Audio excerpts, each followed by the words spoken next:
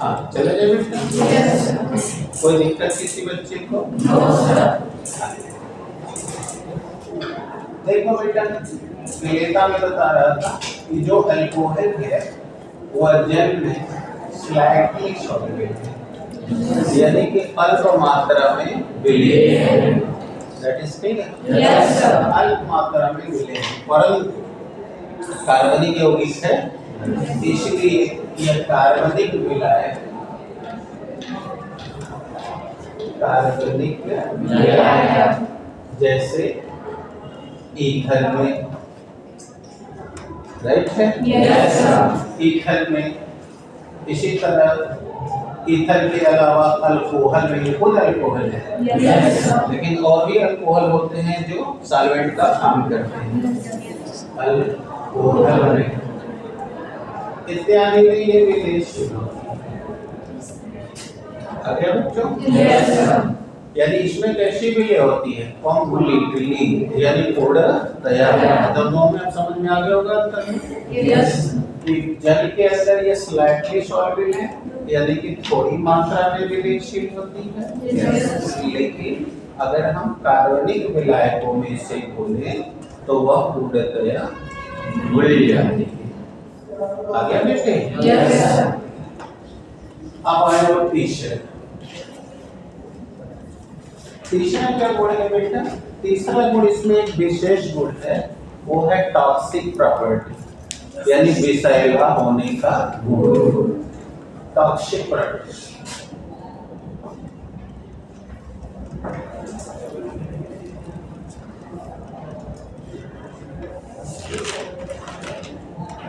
विषैला गुण यानी विष का गुण। अभी कल याद होगा ना, कल मैंने बताया था कि मेथिल अल्कोहल बताओ एक कार्बन वाला है, यानी लोअर कैटेगरी का अल्कोहल है, yes, तो लोअर कैटेगरी के अल्कोहल, लोअर कैटेगरी समझते हैं ना, yes, तो लोअर कैटेगरी का जो अल्कोहल है, कैटेगरीज के अल्कोहल जैसे मिथाइल अल्कोहल यानी मेथिल अल्कोहल, कल बताया कि ये जहरीली होती है, अतः किसी अच्छे अल्कोहल में अगर ये मिल गई है तो उसे जहरीली शराब कहते हैं। और कल का बताया हूँ कि इसका क्या क्या असर होता है, तो आपको बताया था कि ये जहरीली होने से आपको मार देती है। दूसरा कि अगर कोई बच गया तो यह रेटिना को जला के अंधा कर देते हैं, तो आदमी अंधा और इसीलिए कल कह रहा था कि ईश्वर की कृपा है कि वो शराब पी के मर गया, नहीं मरा होता बेचारा तो क्या होता, अंधा और पागल, तो वो अपनी ही जिंदगी के लिए बोझ होता, उसके घर वाले भी नहीं उसको करते। तो इसलिए ये इसके अंदर विषैला गुण। अब हम आपको एक और चीज बता दें कि शराब पीने वालों, जो भी शराब पीते हैं, अल्कोहल को एज ए, क्योंकि ये बायो वालों को alcohol as a drug course में पढ़ना है, उसी रोग वाले में बोले थे नहीं, कुल खाली याद पढ़ लो खाली तुम लोग, तो उसमें जब पढ़े होगे तो तुम्हें मिला होगा कि अल्कोहल हमारे मेटाबॉलिज्म पर बड़ी खतरनाक प्रभाव दिखाता है। कैसे ये बताया वो तुम लोग को भी बता दूं, तो उसमें बायो था कोई मैच नहीं था। पहला ये करता है कि अल्कोहल जब तुम पीते हो तो अल्कोहल की मात्रा जब रक्त में जाती है तो रक्त छलने के लिए जानते हो लीवर से होकर गुजरता है, तो लीवर में जाने पर लीवर के अंदर सिरोसिस रोग करता है, यानी लीवर की हेपेटिक सेल को डैमेज करता है और लीवर से खून का शराब शुरू हो जाता है, जैसे लीवर कैंसर कहा जाता है। और सुने होंगे शराबियों का कि लीवर खराब हो गया मर गए। दूसरा इसका इफेक्ट क्या है कि शराब पीने वाले शराब पीते हैं तो जब वो शराब किडनी में जाता है तो किडनी को भी डैमेज करके बहुत तेजी से फिल्ट्रेशन कराता है। तीसरा प्रॉब्लम करता है कि रक्त में इसकी मात्रा के जाने से रक्त में डाइल्यूशन हो जाता है, डाइल्यूशन का मतलब रक्त पतला हो जाता है, और जब रक्त पतला होगा बेटा ना तो आपके अंदर पेशाब ज्यादा बनेगा। इसीलिए शराब पी ले तो उसके अपने कपड़े में ही पेशाब हो जाता है और उसको पता नहीं। तो ये 3 बड़ी खतरनाक इफेक्ट उसका मेटाबॉलिज्म पे डालता है। अब आगे बात समझ में? तो ये ध्यान रखना बेटा, ये पेपर में आता है। जानने टॉक्सिक इफेक्ट। अब आते हैं चौथा क्या है इसके फिजिकल प्रॉपर्टी में, तो क्या आप जानते हैं ना, हम लोग 4 पढ़ाई करते हैं। तो देखो चौथा प्रॉपर्टी आप जानते हो कि अभी मैं अल्कोहल का मेडिसिनल इफेक्ट नहीं बताया हूँ, अभी ये सब डैमेज वाला है, जब यूज में आऊंगा तो बताऊंगा। चौथा प्रॉपर्टी आपने देखा होगा, शराब आग बड़ी तेज पकड़ती है। और अगर आप लोग जानते होंगे तो जब बुफे पार्टी में खाना रखा जाता है नीचे पात्र में, तो उस पात्र के नीचे एक स्प्रिट लैंप जलाई जाती है ताकि वो खाना गर्म बना रहे। और देखोगे जब स्प्रिट लैंप जलेगी तो वो फ्लेमलेस यानी धुआं रहित वो प्रकाश देगी, जैसे कि तुम्हारे घर की एलपीजी। ठीक है बेटा? तो वो स्प्रिट है, लेकिन वो कौन सी स्प्रिट है? मेथिलेटेड स्प्रिट है। मेथिलेटेड यानी वो स्प्रिट तो यूज में आएगी, पीने में काम नहीं आएगी। अंडरस्टूड? तो उसे मेथिलेटेड स्प्रिट कहते हैं। ठीक है? तो बताओ जलने में सहायक है ना? और बड़ी तेज आग पकड़ती है, इसलिए बताओ ये इसके ज्वलनशीलता के गुण को दिखाता है। तो अगला प्रॉपर्टी होगी इग्निशन प्रॉपर्टी। इग्निशन प्रॉपर्टीज यानी ज्वलनशीलता का गुण, अर्थात इसमें क्या कहेंगे कि अल्कोहल शुद्ध अवस्था में बहुत तेजी से आग पकड़ती है और जलकर बहुत ज्यादा मात्रा में ऊष्मा उत्पन्न करती है। आगे बच्चों, इतना में किसी को दिक्कत? कितने लोग को चारों पॉइंट क्लियर हो गया? हाथ उठा के बताइए।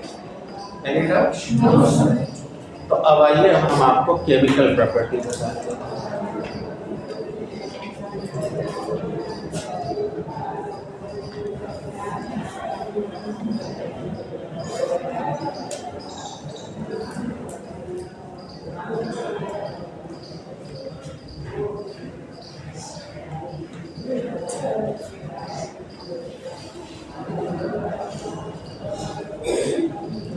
रासायनिक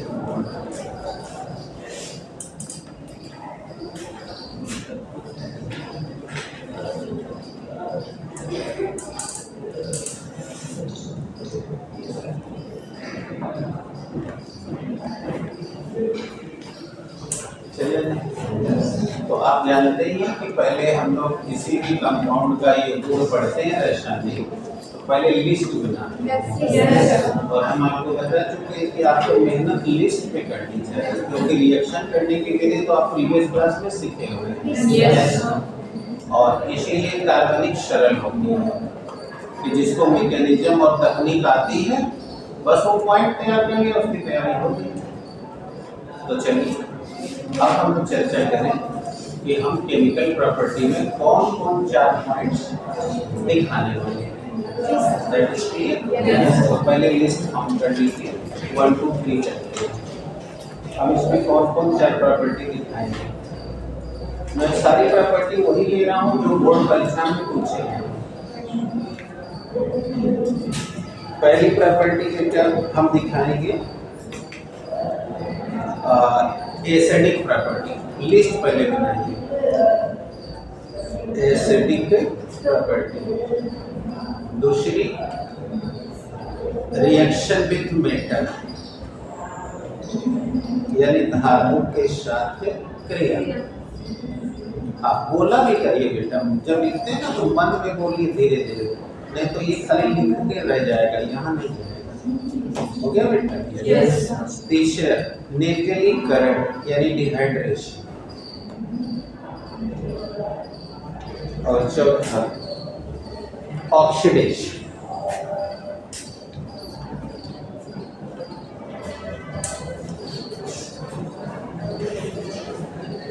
ऑक्सीडेशन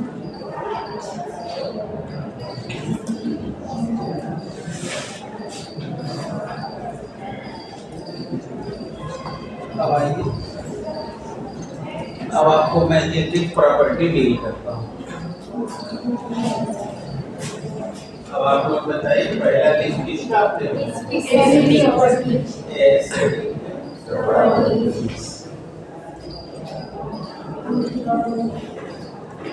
अम्लीय।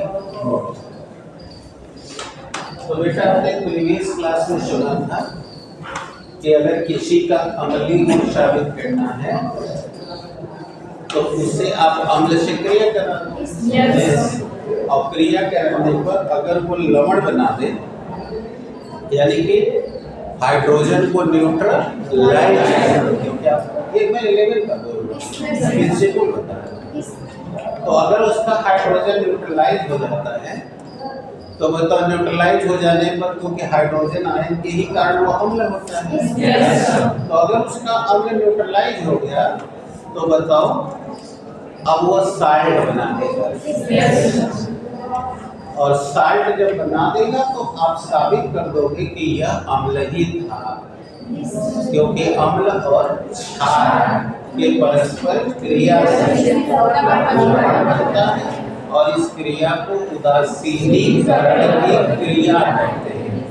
और इस क्रिया में जितनी ऊष्मा उत्पन्न होती है उसे उदासीनीकरण की ऊष्मा कहते हैं। ये सब 11 का रिपीट कर रहा हूँ। पाइपा में आएंगे बिल्कुल पूछने वाला एग्जाम बताया तो नहीं 11 में कि बेटा कि जितना पढ़ रहा उसका पाइपा में जाएगा।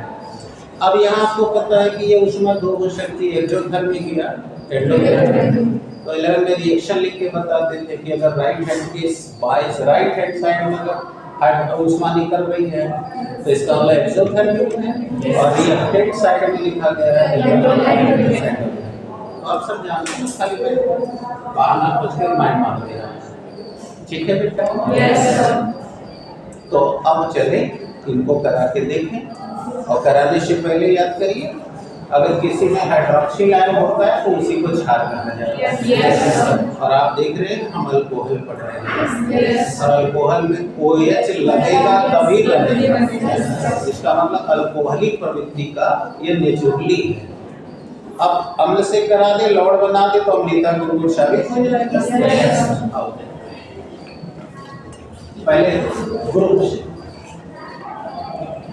देखो बोलो अल्कोहल हो गए और आप अम्लीय गुण दिखा रहे हो, इसको क्षार से करो बताया अम्ल से करो। तो देखो ये हमने हाइड्रोक्लोरिक अम्ल से करा दिया। देखो बेटा न्यूट्रलाइज हो गया कि नहीं? हो गया ना? यानी अम्ल के हाइड्रोजन आयन को इसका हाइड्रोक्सिल आयन ने न्यूट्रलाइज कर दिया। बताओ हो गया हाइड्रोजन फॉर्म हो गया, यानी एल्किल हैलाइड बन गया। साबित हो गया कि लवण बना है। ये हैलाइड लवण ही होता है। अब बोलो क्या? अब चलो कंपाउंड अब एक कार्बन का ले लो तो बोलो CH3 हो गया। बोलो 2 कार्बन का ले लो एल्किल अल्कोहल।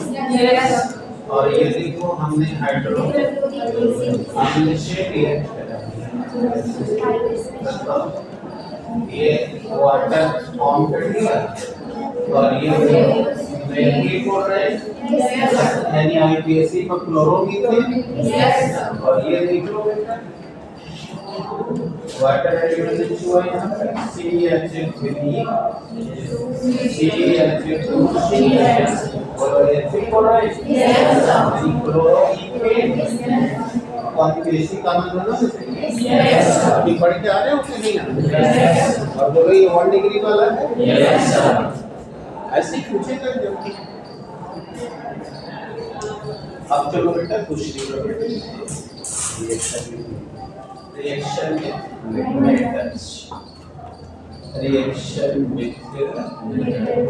मेटल्स बैठिए बेटा।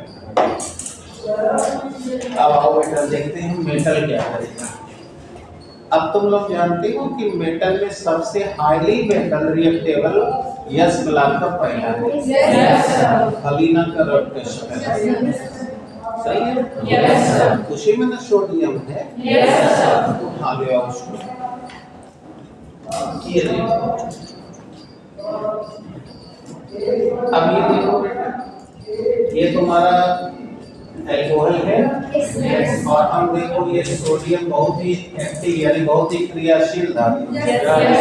11 में तुम्हें बताया जाता था कि सोडियम को यानी पूरे यस ब्लॉक के तत्वों को खुले में क्यों नहीं रखा जाता।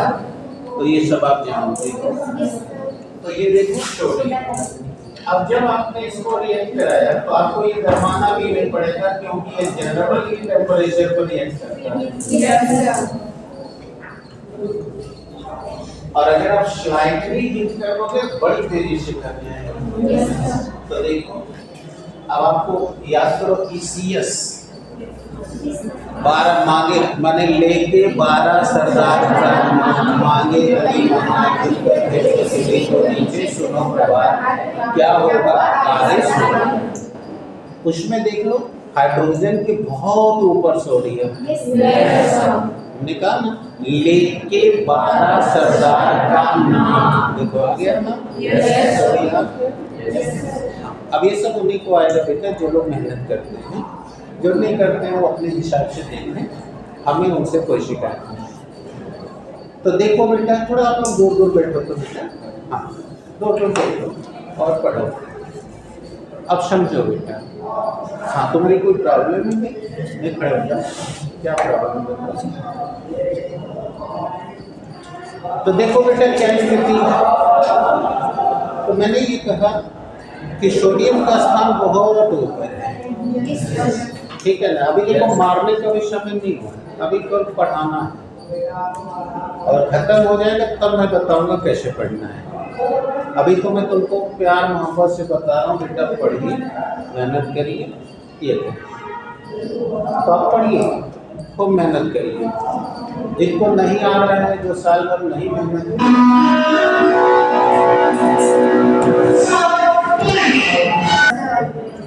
अब जब इसको रिप्लेस कर दिया तो बताओ सोडियम आगे बैठ गया, वो इसको नहीं हटा पाएगा। तो अब देखो ये RONG और अब देखो ये हाइड्रोजन जो कि आप क्रिया में अनुभाग लेते हैं, वैलेंसी कर दी है, H2 के हाफ कर दी, वैलेंसी तो आती है। तो देखो बेटा ये बन गया सोडियम और एल्किल का ऑक्साइड यानी सोडियम एल्कनॉक्साइड। जैसे हम मेथिल होता तो सोडियम मेथॉक्साइड, एथिल होता सोडियम मेथॉक्साइड, प्रोपिल होता सोडियम ऑक्साइड। आवाज अब आओ देखो कंपाउंड लेंगे। बोलो CH3OH बोलो हाइड्रोजन प्लस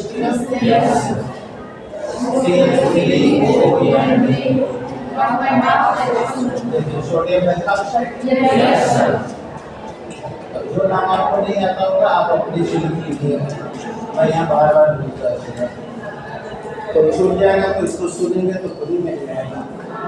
अब अगला देखिए CH3CH2OH बोलिए एथिल अल्कोहल है ना, तो बोलिए इसको हटा दें।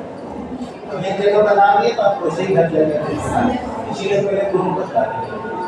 तो बोलिए CH3CH2OH बोलिए सोडियम मेथॉक्साइड बता ना बेटे। तो अब पता चल गया ना मेटल कैसे करना है।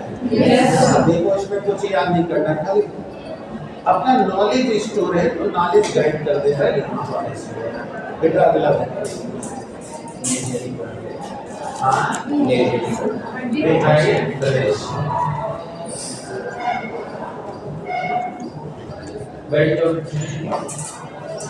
बेटा आपको कल भी बता रहे थे कि किसी अभिक्रिया में अगर पानी निकलता है तो इस अभिक्रिया को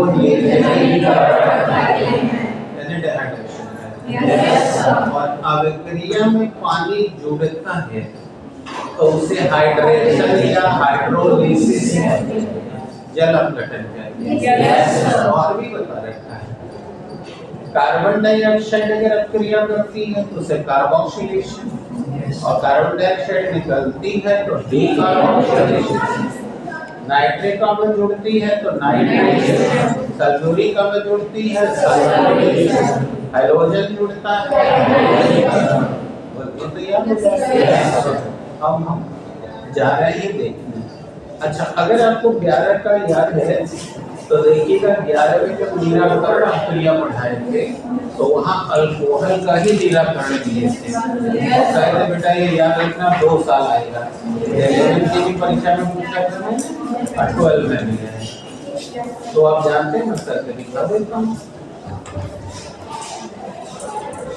ये देखिए रहा एथिल अल्कोहल और अब हम जा रहे हैं इसे कंसंट्रेट सल्फ्यूरिक एसिड के साथ क्रिया करनी और आपको निर्जलीकरण दिखाना है। और फिर निर्जलीकरण पर आपको पता ही है कि 1 नंबर का सवाल आता है कि निर्जलीकरण की क्रियाविधि समझाइए। 11 में ऑलरेडी समझाया गया है, यहाँ दोबारा समझा दे रहे हैं जब टॉपिक उठा रहे हैं। तो चाहे वो वाला याद रखे चाहे ये जो भी, दोनों में। तो आपको पता है कि जब हम सल्फ्यूरिक एसिड के साथ इसे क्रिया कराते हैं, ये कंसंट्रेट सल्फ्यूरिक एसिड है और 160 से 170 डिग्री सेंटीग्रेड पर गर्म करते हैं। याद रखिएगा, पहले वो 100 डिग्री पे होता है तब एथिल हाइड्रोजन सल्फेट बनाता है और 160 पे होता है तो पानी के एलिमेंट कर जाता है। यही आपको 11 में पढ़ाया गया है। अब यहाँ हमको जो पढ़ना है वो दिखा रहे हैं। तो 160 से 170 पर जब आप हीट करोगे तो ये क्या करेगा, ये एथिलीन बनाएगा, देख रहे हो बेटा, और वाटर निकाल देगा और सल्फ्यूरिक एसिड जो का इसका मतलब समझ गए कि ये रिएक्ट नहीं कर रहा, इसकी प्रेजेंस चाहिए। क्योंकि अभिकारक में कोई चीज लिया जाए और उत्पाद में भी वो एज रहे, इसका मतलब है उसने अपक्रिया में भाग, यानी वह वहाँ प्रेजेंस है और वर्क एज ए कैटलिस्ट, उत्प्रेरक का काम कर रहा है। अब देखो बहुत छोटी पॉइंट है, एग्जामिनर पूछ दिया भाई में ये रिएक्शन लिखे हो, यहाँ भी H2SO को यहाँ भी H2SO, तो बोलो ये क्या है। तो जो पढ़ा लिखा है वो बताएगा, जो नहीं पढ़ा है वो अपना हवा में देखेगा, ऐसे वो करता है। तो भैया आपको समय रहते कुल बताया जा है, आप सचेत रहिए और जवाब दीजिए ताकि आप मार्क्स जुटा पाएं। चले बेटा?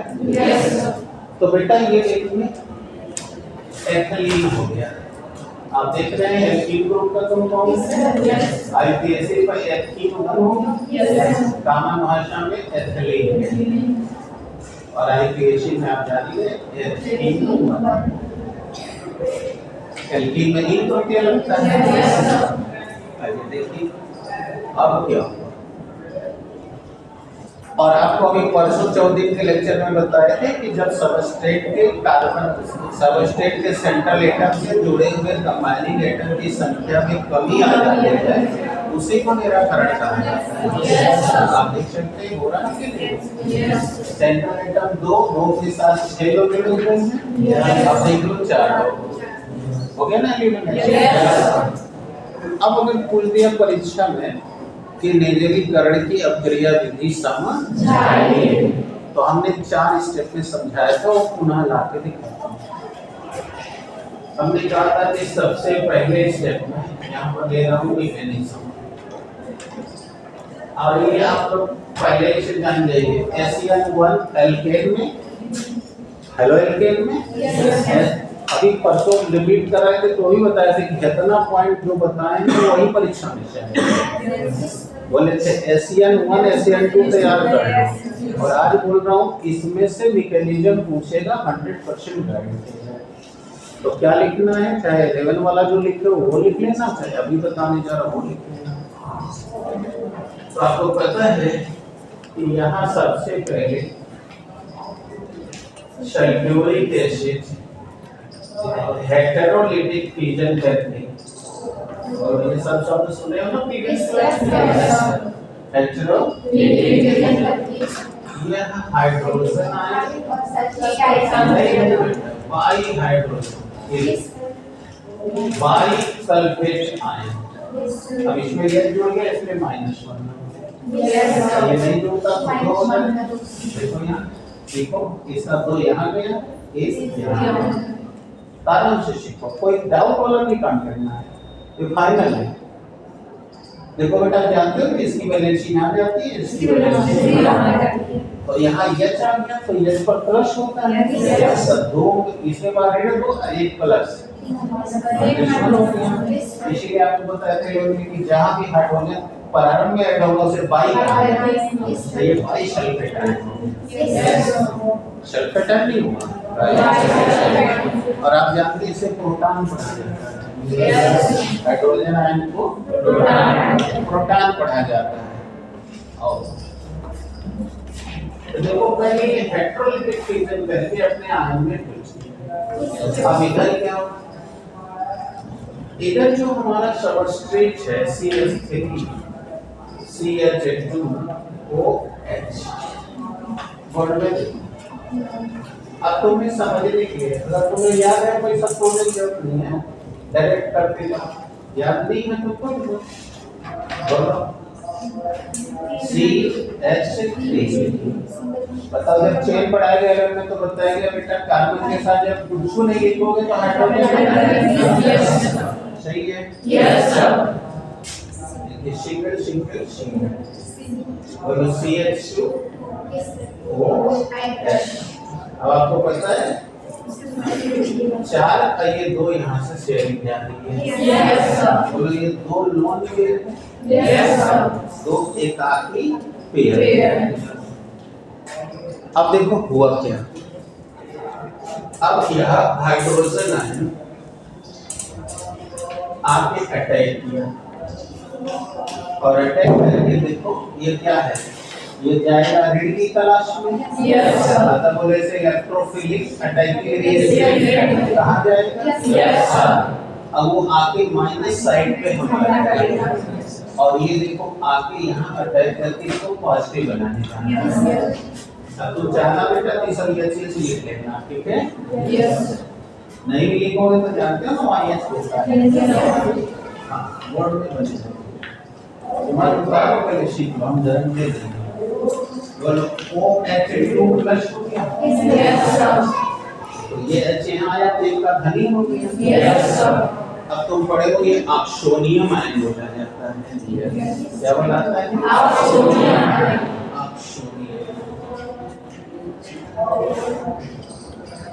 ठीक है, यस सर, अब आ जाओ अब ये देखना C ये रहा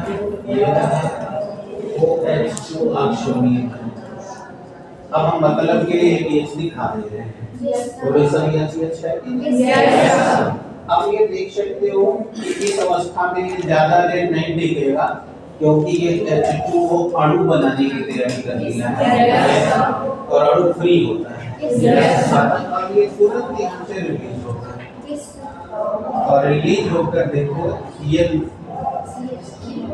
ऐसे कर रहा हूँ, अब ये रिलीज हो गया तो पता है इस पर प्लस क्या आ जाएगा, इसका बॉन्ड निकल गया, और ये बोलो H2O, देखो अब ये अणु बना के पानी एलिमिनेट करती है, और तुम्हें पता है इसे कार्बोनियम आयन के नाम से लिखेंगे, क्योंकि तुम्हें 11 में पढ़ाया गया था कि कार्बन युक्त परमाणु या समूह को कार्बोनियम आयन अतः इसका इसी का नाम एथिलीन आयन हो गया। Yes sir. अब ये देखो एथिलीन आयन फॉर्म कर चुका है, ठीक है। Yes sir. अब ये तुरंत फोर्थ स्टेप में देखो यहाँ क्या होने जा रहा है। अब मैं अपने स्वार्थ के लिए इसे H और इसे आप CH2 लिखने जा रहा हूँ। अब बॉन्डिंग हटा दिया। Yes sir. और बोलो अब ये CH2 प्लस, और अब देखो ये क्या कर रहा है। तो अगर ये बॉन्ड यहाँ से रिलीज कर देते हैं धन आयन लेके निकल जाएगा। Yes sir. अब ये देखो रिलीज कर CH2 CH2, अब ये हाइड्रोजन आयन चला गया। यानी इसने जो प्रोटॉन लेकर के रिएक्शन शुरू किया था, अब वो कंपाउंड बना के प्रोटॉन रिलीज कर दिया। अब मतलब एक बॉन्ड यहाँ खाली है, एक बॉन्ड यहाँ, अब ये डबल बॉन्ड हो गया। Yes sir. बोलो सैचुरेट से CnH2n हो गया। Yes sir. अब देखो एलिमिनेट होने से एक संख्या कम हो गई ना। Yes sir. अब ये प्रोटॉन चला गया और ये प्रोटॉन जिससे लिया गया था, यहाँ से लिया गया था, इसको दे दे और ये फिर से वापस चला जाए। देख रहे हो बेटा? Yes sir. और ये फिफ्थ स्टेप में ये प्रोटॉन रिलीज हुआ, तो वहाँ बाइसल्फेट आयन बैठा हुआ था और उसने फिर से इनको लिया, ये देखो वापस चला गया। Yes sir. यहाँ देखो एलिमिनेशन हुआ, यहाँ देखो कम हो गया, ये रिपीट फॉर्म हो गया। अब बताओ क्या प्रॉब्लम। अब मैं बता दूं कैसे एग्जाम में लिखना है, बस इसको गिन देना। पहले तो आप दिखा दिए कि ये डिहाइड्रेशन हो रहा है। Yes sir. अब डेफिनेशन सर्वप्रथम आक्रमणकारी अभिकर्मक, जानते हो ना, इसे सबस्ट्रेट कहा जाता है और इसे अटैकिंग एजेंट। तो सबसे पहले अटैकिंग एजेंट इलेक्ट्रोलाइटिक फिजन करके अपने आयन बना लेता है। Yes sir. अब यह एक सबस्ट्रेट यानी एथिल अल्कोहल इसके द्वारा त्यागे गए प्रोटॉन को ग्रहण करके यह ऑक्सोनियम जो अनस्टेबल होता है, अब यह अपने वाटर मॉलिक्यूल को एलिमिनेट कर लेता है, एथिलीन आयन बना लेता है। Yes sir. और अब ये अस्थायी रहता है, अतः शीघ्र ही अपना प्रोटॉन जो ग्रहण किया गया था उसे रिलीज करके एक स्थायी यौगिक बना देता है और प्रोटॉन रिलीज कर देता है, जो प्रोटॉन पुनः बाइसल्फेट आयन द्वारा ले लिया करके सल्फ्यूरिक बना दिया जाता है। ओके? Yes sir. अब कोई दिक्कत? No sir.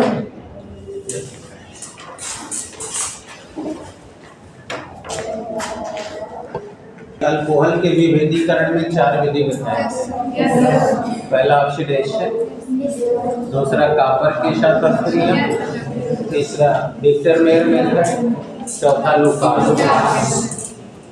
वही तो ऑक्सीडेशन की हो रही है। Yes sir. तो कल का पढ़े हो कि अगर प्राइमरी होगा तो पहले एल्डिहाइड बाद में कार्बोक्सिलिक, सेकेंडरी होगा तो पहले कीटोन बाद में कार्बोक्सिलिक, और अगर टर्शियरी होगा तो पहले एल्कीन कार्बोक्सिलिक और कीटोन दोनों का मिश्रण है। ठीक है? तो आप इसका जानते हो के लिए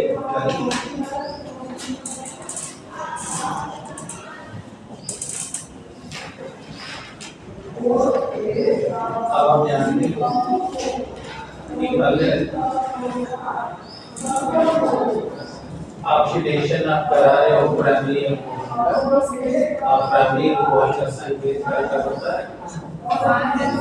CH2OH। तो बेटा पहले क्या बनाना है?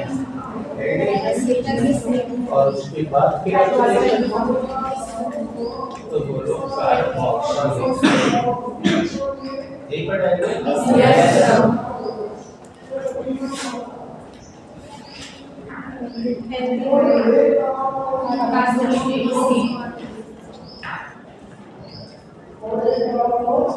अब एक दो उदाहरण दे देता हूँ।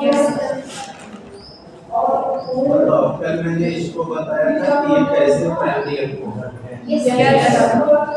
बोलो। ऐसे रीति को समझाया ना। Yes, sir. ऑक्सीडेशन कहते हैं।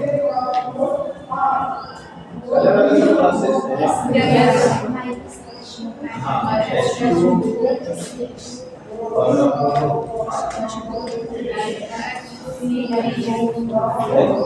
HCl बोलो कार्बन डाइऑक्साइड। Yes, sir.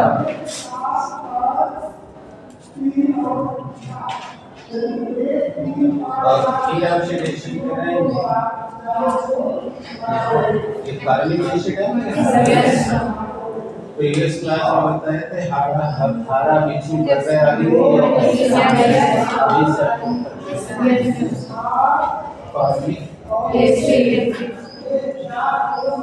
तो देख लीजिए ये हो गया हार्विक एसिड। कामन में जान ही रहे ये मिथाइल 1 है, ये मिथाइलोइक एसिड, हार्विक एसिड आप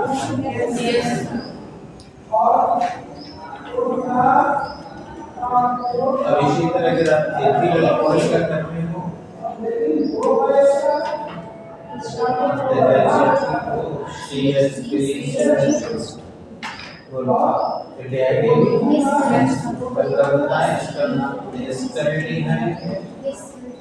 और फिर ऑक्सीडेशन आप करोगे CH3CO एसिटिक एसिड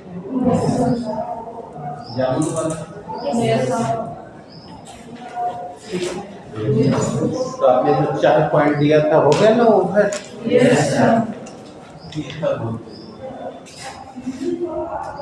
अब आइए हम आपको यूज बता दें अल्कोहल का यूज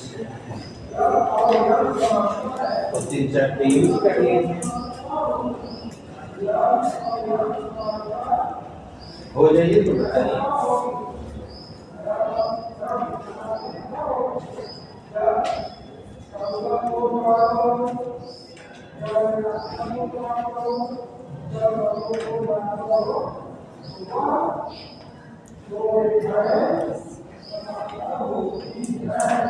ओके जल्दी जल्दी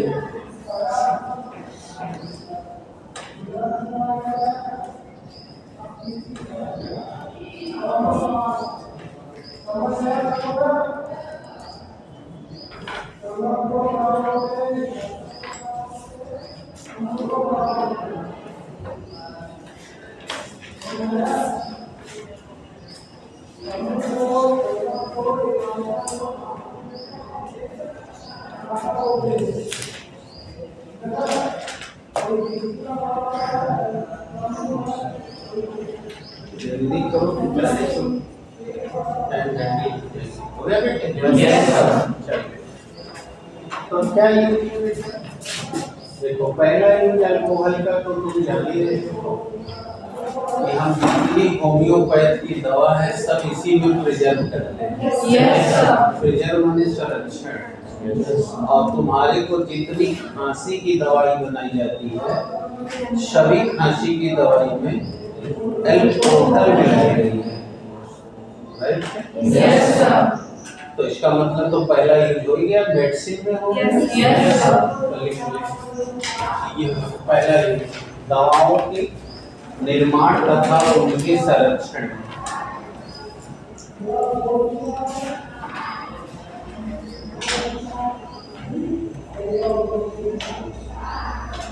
दवाओं के निर्माण तथा संरक्षण।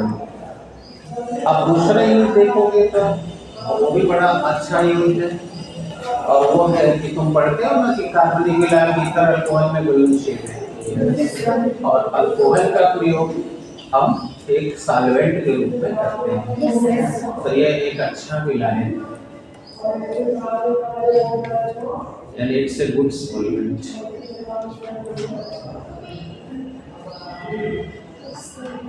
ओके अब तीसरा इस्तेमाल देखो तुम्हारे बोर्ड पे दिख रहा है। बताओ एल्डिहाइड और कार्बोक्सिलिक एसिड के कंपाउंड फॉर्म कर रहे हैं। एल्डिहाइड तथा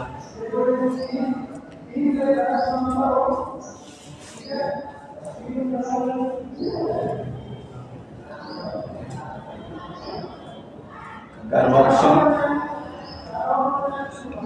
या अम्लों के कंपाउंड्स बनाए जाते हैं।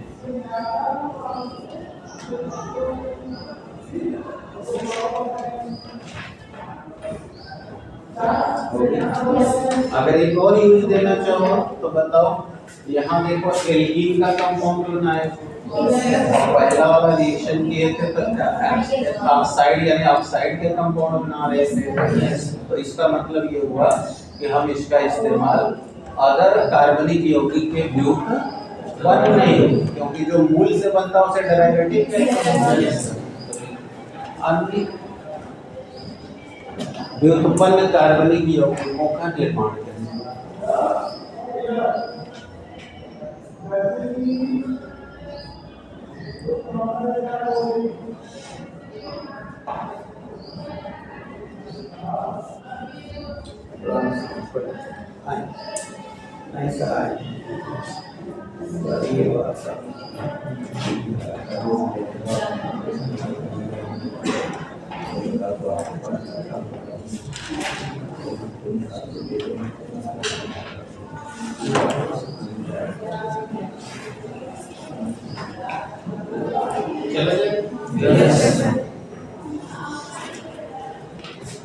आप बताइए कोई डाउट है? तो बेटा ये आपका पहला खंड था, और पहला खंड में आपको हेडिंग पड़ी हुई थी अल्कोहल, फेनॉल और ईथर। तो अल्कोहल, अब इसका दूसरा भाई है फेनॉल, जो आपको पता है वो एरोमेटिक का कंपाउंड है, यानी कि वो एरोमेटिक का अल्कोहल है।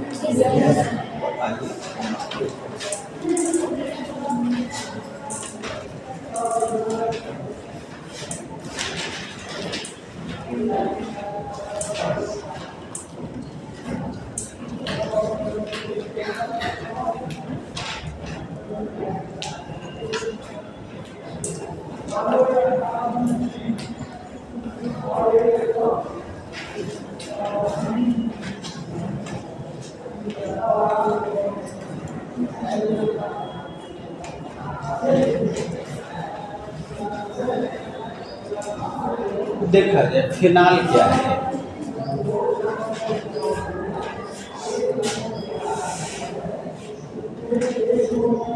आप लोग ज्यादातर अपनी कॉमन भाषा में सही है ना? लेकिन आज थोड़ा कुछ रहस्य जानिए। दरअसल जो वास्तविक फिनाल है वह जो आपके बोतल में मार्केट में बिक रहा है वैसा तो वो होता ही नहीं। वह भूरे रंग का एक ठोस क्रिस्टल है। दिमाग में किस रंग का? भूरे रंग का